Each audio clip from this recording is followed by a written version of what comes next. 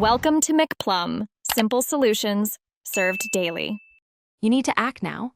Open Device Manager and confirm your CPU and Intel HD model so you know the exact driver to fetch.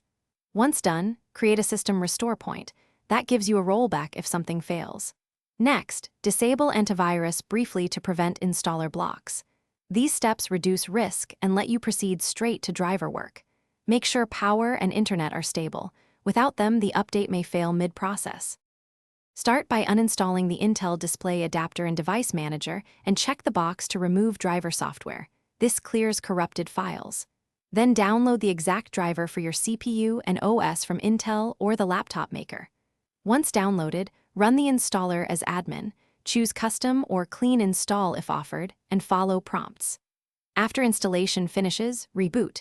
If Windows reinstalls a generic driver, use Update Driver, browse My Computer, let me pick to force the new package.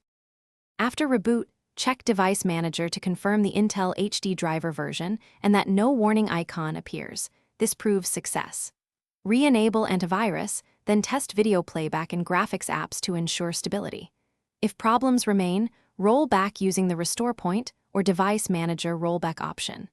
As a last step, use Intel Driver and Support Assistant for automated fixes.